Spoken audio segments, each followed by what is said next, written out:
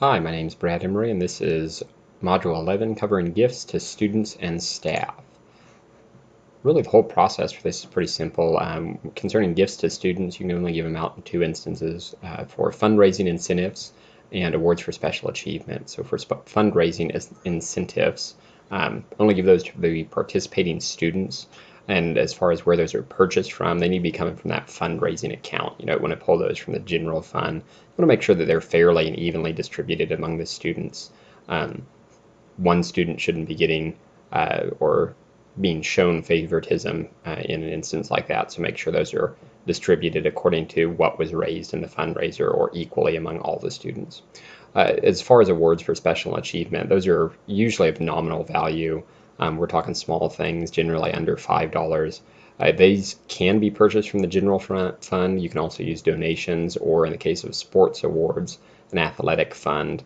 And these are awards given for achievement that goes above and beyond, usually at ceremonies or recognition events, typically at the end of the school year. One of the things to keep in mind with all of these student gifts, you've really got to consider the public opinion because they're watching you and they see and know what the school is doing, and you want to make sure that you're spending the public money wisely. As far as gifts to staff members, they're a little bit more complex, but not too much. We've got special occasion gifts, which would be things like for weddings, baby showers, um, death in the family, things like that. And we really need to be careful with these. They should be guided by not only written procedures, but a committee that meets at least annually and has rotating membership to keep fresh thoughts and attitudes and members on that. They need to establish and go over each year what the written guidelines are for the dollar amounts and the types of gifts, as well as what are we giving gifts for, to make sure that that's fair and equitable. Excuse me. These are paid out of a remembrance fund. This fund needs to be taken not out of the general fund again, but from annual dues or staff donations. How that looks is kind of specific to each school, but make sure that there's a particular way that that is raised, and never take these gifts out of anything that could be considered student funding. Likewise, teachers can qualify for fundraising incentive gifts if they are participating in the fundraising with the students, and make sure that those stay under 5% of the profit. It shouldn't be cutting into the bottom dollar. It's just a kindness, and really you need to be careful as to how much is allowed there. A couple other types of gifts to staff members. If you are interested in doing an all-staff gift, such as t-shirts at the beginning of the year, or something special for your teachers during Educate or Teacher Appreciation Week. Those need to be paid with funds that are set aside or donated particularly for this purpose. As with most of the other stuff on this list, don't take those out of the general fund. They need to be nominal in cost. Again, we're talking $5 or under.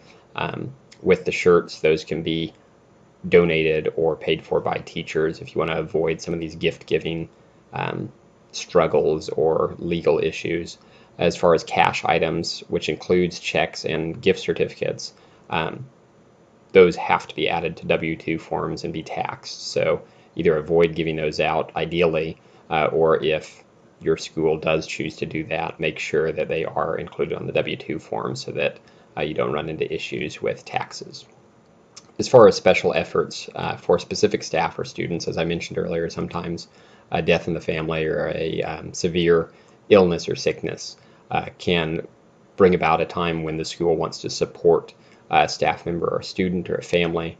These benefit funds really need to be taken outside of the realm of school. The office, the school board, the district can promote and even encourage giving for these, but in a perfect situation or an ideal situation even, you want to avoid putting any of this money through the school system, because then you run into issues with taxes. So whenever it's possible, ask parents or the school community to organize and coordinate this.